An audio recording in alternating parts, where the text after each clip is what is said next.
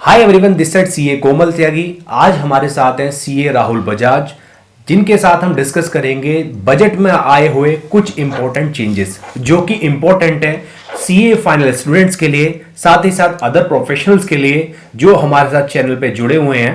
Right, तो सबसे पहले मैं सर वेलकम करना चाहूंगा सर यहाँ आने के लिए, Rahul ji. So thanks Komal for inviting me.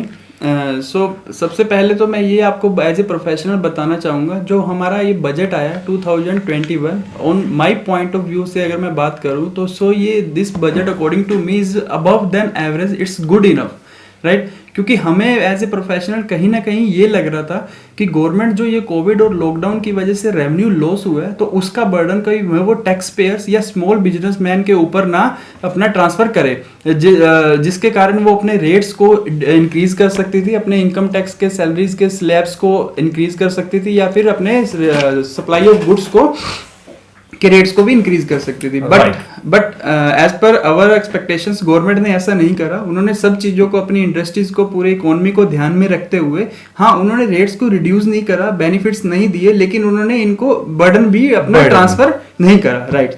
सो इस पॉइंट ऑफ व्यू से हमारा बजट जो है वेल एंड गुड है, इनफ है। आगे हम जो जीएसटी प्रोस्पेक्टिव की अगर मैं बात करूं तो जीएसटी प्रोस्पेक्टिव में काफी सारे इन्होंने लॉ में कुछ चेंजेस करे हैं, कहीं कहीं एक्सप्लेनेशन दी है। जो इनका बेस है कि जो ये बाहर मार्केट में फ्रॉड्स हो रहे हैं, बिलिंग्स का काम हो रहा है, बोगस इनवॉइसिंग चल रही है, उनको कहीं ना कहीं पकड़ने के लिए या कम करने के लिए जो इस बजट में काम करा गया वो बहुत अच्छे से करा गया। जैसे कि सर एक दो एग्जांपल देना चाहेंगे सर आप? हाँ, एक दो एग्जांपल्स, जैसे हम एज ए प्रैक्टिकल हम जब प्रैक्टिस कर रहे हैं अपनी इंडस्ट्री में, तो हमारा जो इनपुट है वो जीएसटीआर 2A से रिफ्लेक्ट कर रहा है, एंट्री वाइज एंट्री। तो इन्होंने इसको और मोर ज्यादा रिस्ट्रिक्ट करा, अपना 5% से भी आने वाले समय में इसको 0% तक लेके आने वाले हैं, जिससे क्या होगा, जो आपका इनवॉइस आपका सप्लायर डालेगा वही आपका इनवॉइस का आप इनपुट लेने के लिए एलिजिबल हो गए। This is the first example. And second one is, एक क्वेश्चन पूछना चाहूंगा सर। sure. जैसे अभी 3B वगैरह भरते हैं, तो जो उसमें इनपुट लेते हैं तो वो रेड मार्क शो करता है, और वहां पे अभी तो कंडीशन है, मैं आपको बताऊं, मैंने पिछले रिटर्न तक में भी प्रोविजनल बेसिस पे जैसे पहले से लेके आ रहा था वैसे ही इनपुट ले लिए, लेकिन आप कह रहे हैं कि जितना हमारे 2A वगैरह में इनपुट है उसका मैक्सिमम 5% ज्यादा हम ले सकते हैं। तो ये अब लॉ में ये चीज आ गया है, लॉ में इन्होंने रिस्ट्रिक्ट करा अपना सेक्शन 16 को। फॉर एग्जांपल फर्स्ट अमेंडमेंट में आपसे डिस्कस करना चाहता हूं सेक्शन 16 के बारे में, राइट, जो हमारी है eligibility and conditions for input tax credit. इसमें सेक्शन 16 सबसेक्शन 2 जो है हमारा, वो कंडीशंस के बारे में बात करता है, जो कंडीशंस हमें बताता है कि किन किन कंडीशंस को ध्यान में रखते हुए और उनको फुलफिल करने के बाद ही हम इनपुट लेने के लिए एलिजिबल होंगे। इस कंडीशंस में इन्होंने एक कंडीशन सब क्लोज AA को इंट्रोड्यूस करा। उस क्लोज में इन्होंने ये बताया कि जो भी इनपुट या जिस रिस्पेक्टिव के इनवॉइस के आप इनपुट अपना क्लेम कर रहे हो, और वो इनवॉइस आपका सप्लायर जब तक आपकी GSTR 1 अपनी GSTR 1 में फाइल नहीं करता तब तक आप उसका इनपुट क्लेम नहीं कर सकते। So that means for example इन्होंने 36(4) को इंट्रोड्यूस करा था अप्रोक्स टू अक्टूबर 2019 में, जहां पे रूल 36 सब रूल 4 को इंट्रोड्यूस करते समय इन्होंने बताया कि आप अपने 2A का जो इनपुट है 20% रिस्ट्रिक्ट कर दिया, जितना 2A में आ रहा है उसको 20% तक ही आप क्लेम कर सकते हो एक्सेस पोर्शन, जिसको कम करके इन्होंने 1 जनवरी 2020 को 10% कर दिया, राइट। और अब 1 जनवरी 2021 से इसको रिस्ट्रिक्ट करके इन्होंने 5% कर दिया। अब जो भी फाइनेंस बिल में ये जो इन्होंने कंडीशंस को इंट्रोड्यूस करा, इसका मतलब ये है कि ये 5% को भी अपने 0% तक लेके आने वाले हैं। बट ये नोटिफिकेशन तब से एप्लीकेबल होगी जब गवर्नमेंट अपने CGST एक्ट में नोटिफाई करेगी। दिस इज फाइनेंस बिल, ये अभी नहीं पता हमें किस डेट से अप्लाई होगा, बट गवर्नमेंट इसमें नोटिफिकेशन लेके आएगी। एक मेजर चेंज और पूछना चाहूंगा मैं, स्टूडेंट्स आपको भी मालूम होगा, और अगर आप प्रोफेशनल हैं, आप सुन रहे हैं इस वीडियो को, आपको भी मालूम होगा कि एक कैलकाटा क्लब का एक सुप्रीम कोर्ट का जजमेंट था जिसमें यह बोला गया था कि अगर कोई क्लब अपने मेंबर्स को सर्विस प्रोवाइड करता है तो that is not included in the definition of supply. तो उसके रिलेशन में कुछ अमेंडमेंट आया इस बजट में, प्लीज डिस्कस सर।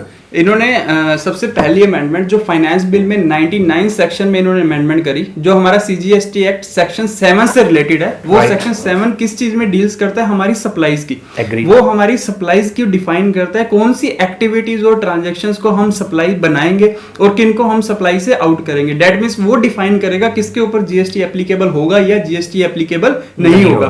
तो इन्होंने अपनी सेक्शन 7 सबसेक्शन 1 में जो कंडीशंस थी, क्लोजेस थी ABCD, उसमें एक क्लोज को डबल ए को फिर अगेन इंट्रोड्यूस करा, जहां पे इन्होंने बताया अगर कोई भी पर्सन अदर देन इंडिविजुअल कोई भी एक्टिविटी या ट्रांजैक्शन कर रहा है अपने मेंबर से या अपने कंट्रीब्यूटर से, अपने बेनिफिशियर से फॉर कैश, डेफर्ड पेमेंट और वैल्यूएबल कंसिडरेशन के लिए, हम उसको by define in this section deemed supply उसको मानेंगे और उसके ऊपर आपको जीएसटी देना पड़ेगा।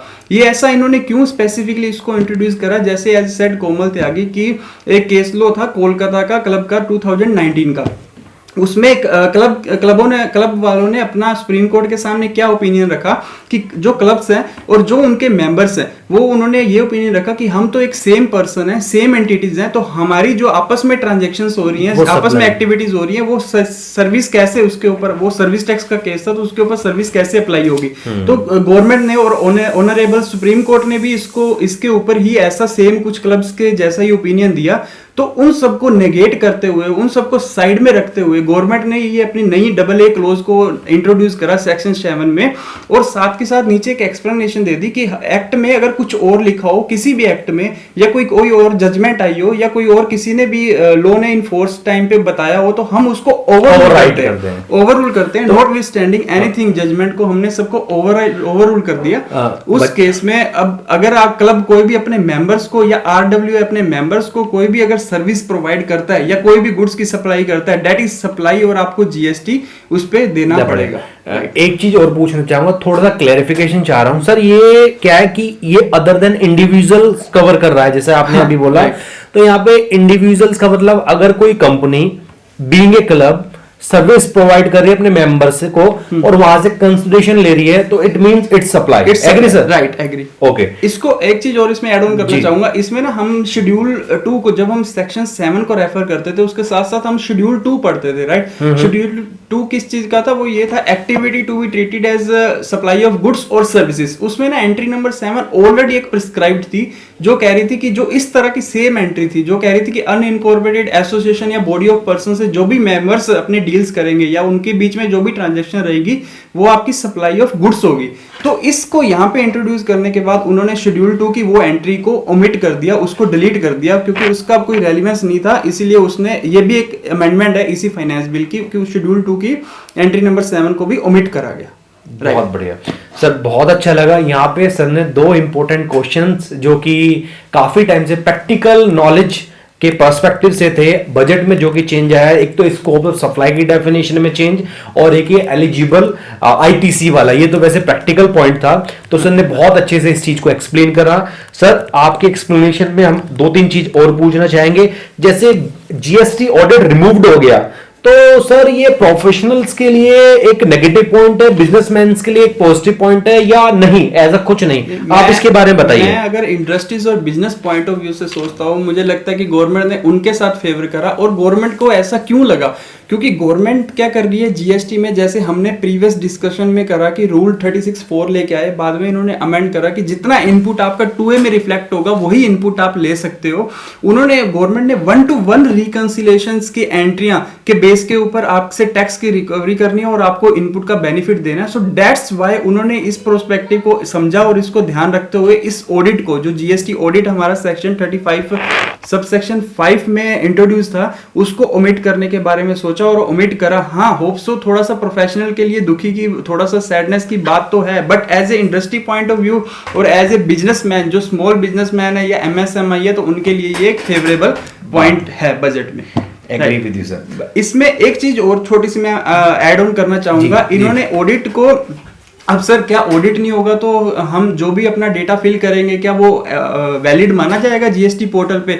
हाँ, आंसर इज यस। बस इन्होंने क्या ऐड ऑन करा, एक सेक्शन 44 था हमारा जो हमें एनुअल रिटर्न के बारे में बता रहा था, उसमें इन्होंने एक चीज ऐड कर दी कि जब भी एक tax payer self annual return को फाइल करेगा, उसके साथ साथ उसे एक सेल्फ सर्टिफिकेशन स्टेटमेंट भी अपनी इशू करनी पड़ेगी या उसके ऊपर सेल्फ सर्टिफाई करना पड़ेगा कि जो भी डेटा मैं पुट कर रहा हूं वो बिल्कुल वैलिड है और एग्जैक्ट है। बस उन्होंने जो भी फॉर्म अपना नया निकलेगा उनका एनुअल रिटर्न का, उस पर एक सेल्फ सर्टिफाई असेसी को खुद ही करनी पड़ेगी, उसको अपना ऑडिट करवाने की जरूरत इन फ्यूचर नहीं पड़ेगी।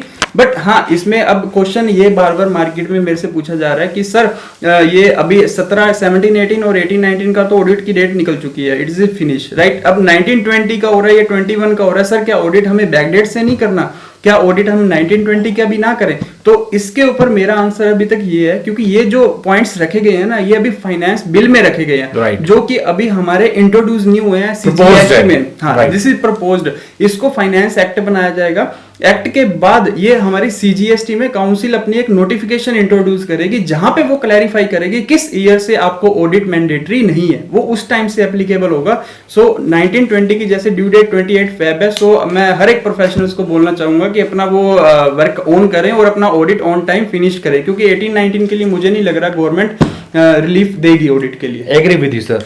राहुल जी एक चीज और बताइए, प्रोफेशनल्स के लिए, काफी प्रोफेशनल्स के या फिर बिजनेसमैन दोनों के लिए बड़ा चिंता का विषय था कि इंटरेस्ट ऑन ग्रॉस लायबिलिटी या फिर नेट लायबिलिटी, इसके रिस्पेक्ट में भी बजट में एक लॉ, प्रपोज्ड लॉ पास हुआ है, उसके बारे में प्लीज बताइए सर। स्टार्टिंग में जब जीएसटी को इंट्रोड्यूस करा, उसके विद इन 1 ईयर के अंदर अप्रोक्स जुलाई 17 में जैसे जीएसटी इंट्रोड्यूस हुआ, अप्रोक्स जनवरी, फरवरी, मार्च 18 तक आते आते असेसिस के पास डिपार्टमेंट से नोटिस आने लगे कि आपने जो भी लेट रिटर्न्स फाइल करी हो, तो फर्स्ट और सेकंड ईयर में बहुत से असेसिस ऐसे थे जिन्होंने अपनी लेट रिटर्न को फाइल करा था। तो जनवरी, फरवरी, मार्च तक काफी असेसिस के पास इस बात के नोटिस आने लगे डिपार्टमेंट से कि आपकी जो ग्रोस लायबिलिटी थी, जो आपने जीएसटीआर 1 में अपनी सेल्स दिखाई थी, उसका जो टैक्स है उसके ऊपर इंटरेस्ट आपको पे करना पड़ेगा अंडर सेक्शन 50 के अकॉर्डिंग। बट सेक्शन 15 इस चीज को कहीं क्लैरिफाई नहीं करता था कि हमें सेक्शन ग्रोस पे इंटरेस्ट देना है या नेट पे देना है, राइट। तो एक लास्ट ईयर काउंसिल ने डिसाइड करा और अपनी एक मीटिंग में ये चीज डिसाइड करी और उन्होंने प्रेस रिलीज भी निकाली कि जो इंटरेस्ट है वो नेट पे डिपार्टमेंट चार्ज करेगा, ग्रोस पे चार्ज नहीं करेगा, राइट। तो ये चीज एक्ट में नहीं थी। इस बजट के रूट से इन्होंने सेक्शन 50 सबसेक्शन 1 में एक प्रोवाइजो इंट्रोड्यूस करा जहां पे बताया जो भी लायबिलिटी आपकी रहेगी वो नेट के ऊपर आपको डिपार्टमेंट को इंटरेस्ट चार्ज करना है और अंडर सेक्शन 50 में। और बट इसमें एक कंडीशन है कि अगर आप कोई भी प्रोसीडिंग असेसिस के ऊपर 73 या 74 की एक्टिव है, जो कि होता है शो कॉज नोटिस होता है अदर देन फ्रॉड और फ्रॉड के केस में, अगर उसकी प्रोसीडिंग हो रही है और डिपार्टमेंट उस पॉइंट ऑफ व्यू से अगर कोई भी रिकवरी करता है, देन वो इंटरेस्ट आपका नेट पे नहीं होगा, वो इंटरेस्ट आपका ग्रोस पे होगा। ये इसको एक्सेप्शनल करा गया। सर ने बहुत अच्छे से एक्सप्लेन किए। ये मेरे 4 से 5 क्वेश्चन थे। एक्चुअली बजट मैं भी देख रहा था, मेरे को थोड़े से डाउट आए थे, तो मैंने सोचा कि सर जब आ ही रहे हैं, बजट के बारे में डिस्कस कर ही रहे हैं, तो क्यों ना 4-5 क्वेश्चन अपने बना लिए जाएं। तो ये तो मेरे क्वेश्चन थे। इसके अलावा सर मैं आपसे पूछना चाहूंगा, बजट में कुछ ऐसे इंपॉर्टेंट जो चेंजेस आए हैं जो कि आपको लगता है कि हमें स्टूडेंट्स को या फिर अदर प्रोफेशनल्स को जो हमारे साथ कनेक्ट हैं, साथ ही साथ बिजनेसमैन को बताना चाहिए, तो सर आप उसको एक्सप्लेन कर सकते हैं, बता सकते हैं वन बाय वन। हाँ, सबसे पहले मैं जो एक इंपॉर्टेंट जो प्रैक्टिकल वर्क में हमारे पास यूज हो रहा है उसके बारे में आपको बताना चाहूंगा। वो है हमारे एक्सपोर्ट से रिलेटेड। जो हम एक्सपोर्ट कर रहे हैं, हमारे पास टिल नाउ 2 तरह की ऑप्शंस होती हैं, 2 types of options we have. उसमें एक होता है कि हम एक्सपोर्ट विद एलयूटी कर सकते हैं या एक्सपोर्ट विदाउट एलयूटी कर सकते हैं। दैट इज एक्सपोर्ट हम टैक्स लगा के एक्सपोर्ट कर सकते हैं या without payment of tax export कर सकते हैं। अब LUT letter of undertaking, letter of undertaking. अब इसमें क्वेश्चन ये उठता था हमारे पास कि अगर हम टैक्स लगा के विदाउट एलयूटी अगर एक्सपोर्ट करते हैं तो रिफंड हमारा डिपार्टमेंट, सेंट्रल या पोर्ट से हमें रिफंड रिलीज होता था, राइट। अब सेकंड सिनेरियो में अगर हम विदाउट पेमेंट ऑफ टैक्स कर रहे हैं तो हम अपना इनपुट टैक्स क्रेडिट का जो एक्यूमुलेट इनपुट टैक्स क्रेडिट का होता है उसको सेक्शन 54 के अकॉर्डिंग डिपार्टमेंट से रिफंड क्लेम करते हैं, राइट। सो इन्होंने एक चीज को यहाँ पे क्लैरिफाई करा कि इन्होंने एक चीज को रिस्ट्रिक्ट करा इस पॉइंट ऑफ व्यू से आगे कि कि अगर आप एक्सपोर्ट करना चाहते हो with payment of tax, with payment of tax को अगर एक्सपोर्ट करना चाहते हो तो इन्होंने कुछ क्लास ऑफ पर्संस या फिर क्लास ऑफ गुड्स और सर्विसेज को इन्होंने बोला कि हम स्पेसिफाई करेंगे, सिर्फ वही क्लास ऑफ पर्संस या क्लास ऑफ गुड्स जो होंगी सिर्फ export with payment of tax कर सकते हैं।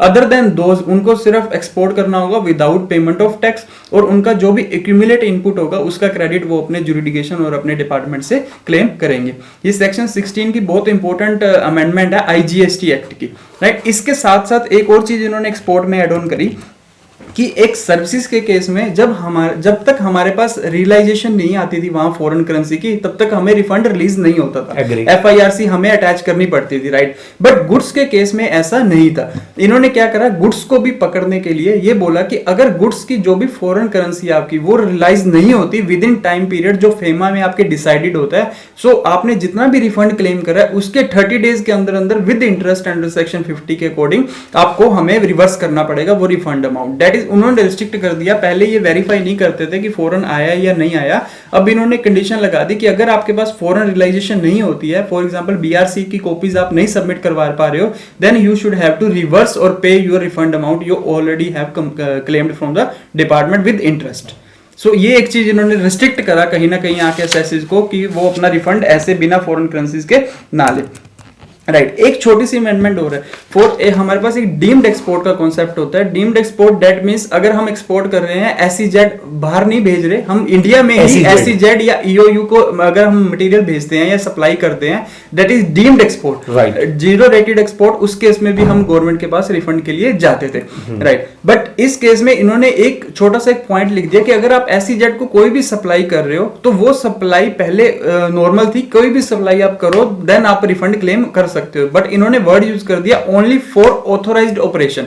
अब राइट नाउ जब भी आप SEZ को सप्लाई करोगे, अगर वो फॉर ऑथोराइज्ड ऑपरेशन के लिए then it you will eligible for refund claim और रिफंड अमाउंट के लिए। अदरवाइज अगर आप अदर देन ऑथोराइज्ड ऑपरेशन के लिए SEZ को अगर कोई भी सप्लाई करते हो then you are not eligible for refund amount. अब ये फॉर ऑथोराइज्ड ऑपरेशन हमें कहां से फाइंड आउट करना है, ये आप अपने जो भी ये SEZ एक्ट होता है वहां पे आपको डिफाइन हो जाएगा फॉर ऑथोराइज्ड ऑपरेशंस क्या क्या रहते हैं। तो ये सबसे इंपॉर्टेंट अमेंडमेंट जो थी हम मेरे पॉइंट ऑफ व्यू से एक्सपोर्ट से रिलेटेड थी, जो हमारे सेक्शन 16 ऑफ IGST एक्ट में इस बजट में हमारे पास आई है। देखो मेरा तो एक्सपोर्ट से अभी कोई लेना देना नहीं, ना ही मैं इस तरह के में डील करता हूं, लेकिन सर ने अपने पर्सपेक्टिव से बताया। सर काफी एक्सपोर्ट वगैरह रिफंड वगैरह के केसेस कराते रहते हैं, डील करते रहते हैं। ये सर कम मेरे दोस्त ज्यादा हैं, ठीक है जी। तो हम IPCC से साथ हैं, ठीक है जी दोस्तों। तो यहाँ पे इनसे बहुत अच्छी अच्छी जानकारी है। सर और बताइए कुछ एड ऑन, मैं एक दो चीजें और एड ऑन करूंगा जो कि हमारे लीगल पार्ट से रिलेटेड है, जो स्टूडेंट्स हैं इवन उनके स्टडी पॉइंट ऑफ व्यू से और जो प्रैक्टिस कर रहे हैं अपनी GST उनके प्रोस्पेक्टिव पॉइंट ऑफ व्यू से जो कि इंपॉर्टेंट चीजें हैं हमारे पास। उसमें एक सेक्शन 74 है, ऑल ऑफ यू जैसे शो कॉज नोटिस का इन अगेंस्ट ऑफ फ्रॉड। अगर आपने कोई फ्रॉड के केस में शो कॉज नोटिस आया तो वो सेक्शन 74 उसको डील करता है, राइट। उसमें एक ऑलरेडी एक्सप्लेनेशन थी कि अगर आपकी 74 की प्रोसीडिंग को कंक्लूड किया जाता है, दैट मींस आपकी जो भी प्रोसीडिंग चल रही है जब वो कंक्लूड हो जाएंगी तो उसके साथ साथ सेक्शन 122, 125, 129 एंड 130 की प्रोसीडिंग्स भी आपकी कंक्लूड को अज्यूम माना जाता था कि वो भी कंक्लूड हो जाएंगे। अब सर ये चारों सेक्शन किससे रिलेटेड है? 122 एंड 125 जो है वो हमारे ये penalty section offences and penalty से रिलेटेड है, और 129 एंड 130 जो है वो हमारे सीज ऑफ गुड्स, जब इन ट्रांजेक्ट में आपका कोई भी कन्वीनियंस या आपका कोई भी कन्वेंस आपका सीज हो जाता है, गुड्स आपकी सीज हो जाती हैं, तो उस केस में क्या होगा। सो इस बजट में इन्होंने इस एक्सप्लेनेशन में 129 एंड 139 को ओमिट करा। दैट मींस जब आपकी 74 की प्रोसीडिंग को कंक्लूड हो जाती है देन 129 और 130 जो आपकी सीजर ऑफ गुड्स वाली हैं वो कंक्लूड नहीं होंगी। दैट इज वहां से जो रिकवरी ऑफ टैक्स करा जाएगा वो डिफरेंट है, वो चलती रहेंगी, वो एज पर लॉ अलग से उनके ऊपर कंक्लूड होगा। सो ये हमारा प्रैक्टिकल पॉइंट ऑफ व्यू से ये एक इंपॉर्टेंट जो अमेंडमेंट थी, राइट। अब एक छोटी सी अमेंडमेंट हो रहा है सेक्शन 75 की। सेक्शन 75 जो है हमारा जनरल प्रोविजंस है रिलेटेड टू 73 एंड 74 जो हम शो कॉज नोटिस देते हैं उसमें जनरल प्रोविजंस, उसमें एक एक्सप्लेनेशन इन्होंने इंसर्ट करी जिसमें इन्होंने एक्सप्लेन ऑलरेडी इंसर्ट थी उसको एक्सप्लेन करा, अमेंड करा। क्या था? Self assess tax. Self assess tax को पहले ये मानते थे जो हमने 3B में डेटा भरा अंडर सेक्शन 39 वो वहां पे जितनी भी आप अपनी लाइबिलिटी दिखा रहे हो वो आपकी सेल्फ असेस टैक्स थी। अब इस केस में क्या होता था, फॉर एग्जांपल बोगस इनवॉइसेस हैं, राइट। तो बोगस इनवॉइसेस करने वाले टैक्स पेयर थे या पर्संस थे, वो क्या करते थे अपने जीएसटीआर 1 में तो फॉर एग्जांपल वैल्यू अपनी 100 करोड़ शो करते थे। क्यों? क्योंकि सामने वाले के 2A में रिफ्लेक्ट कर जाए और वो इनपुट ले ले। बट 3B में वो अपना डेटा को 60 लाख या 70 लाख तक ही शो करते थे ताकि उनकी पेमेंट जो है कम से कम हो सके। सो उसको ऊपर जो सेल्फ असेस टैक्स था वो हम 70 लाख, सपोज 70 लाख अगर उन्होंने मेंशन करा तो 70 लाख के ऊपर ही इंटरेस्ट चार्ज होता था गवर्नमेंट का। सो इन्होंने अब कहा सेल्फ असेस टैक्स आपकी 3B में जो फिगर फिल करी है उसका नहीं, बट जो जीएसटीआर 1 में आपने फिल करा उसको सेल्फ असेस टैक्स माना जाएगा, और जो आपने 100 करोड़ की टर्नओवर दिखाई है उसके ऊपर से हम इंटरेस्ट आपसे चार्ज करेंगे। This is very practical point जो आने वाले टाइम में जितने भी गलत काम करने वाले लोग हैं जो बोगस बिलिंग में करते हैं उनके लिए ये सेक्शन इंट्रोड्यूस किया है गवर्नमेंट ने। मैं अप्रिशिएट करना चाहूंगा गवर्नमेंट को, इस तरह के गवर्नमेंट ने स्टेप लिए हैं। और मैं बजट सब सुन रहा था तो ये सिंपल गवर्नमेंट का अप्रोच था कि जीएसटी को और आसान बनाया जाए, जीएसटी को और आसान बनाया जाए, बहुत अच्छा आसान बनाया जाए। और इनका जो पीछे बैक पॉइंट है वो यही है कि हम ज्यादा से ज्यादा ये जो इनवॉइसेस का काम चल रहा है उसको रोक सकें और ज्यादा अपना रेवेन्यू को जितना रेवेन्यू हो सके उसको कलेक्ट कर सके। इसके लिए वो रेस्ट्रिक्ट कर रहा है जीएसटी को, और 1-to-1 इतना अच्छा रिलेशन बनाने जा रहा है जिसकी वजह से इनको लगता है कि आज के टाइम पे, आने वाले टाइम पे ऑडिट की हमें जरूरत ही नहीं पड़ेगी, सारा डेटा ऑटोमेटिक ही आपका ट्रांसफर होने वाला है। राइट, यही थी कुछ हमारी अमेंडमेंट्स इससे रिलेटेड, जीएसटी से रिलेटेड। सो होप सो इसमें बिल्स में कोई कस्टम्स से रिलेटेड भी कुछ अमेंडमेंट्स आई हैं। होप सो हम नेक्स्ट वीडियो में अपनी आपके साथ जरूर डिस्कस करेंगे कस्टम्स की अमेंडमेंट्स को लेके। सर बहुत थैंक यू बोलना चाहूंगा सर हमारे यहाँ पे आने के लिए और अपना टाइम देने के लिए। ठीक है सर, बहुत thank you very much. Thank you Komal ji, thank you all of you and all the best for your all. जो स्टूडेंट्स हैं वो अपनी पढ़ाई अच्छी से करें और जो प्रैक्टिस में है वो अपना काम अच्छे से करें। Thank you. Thank you.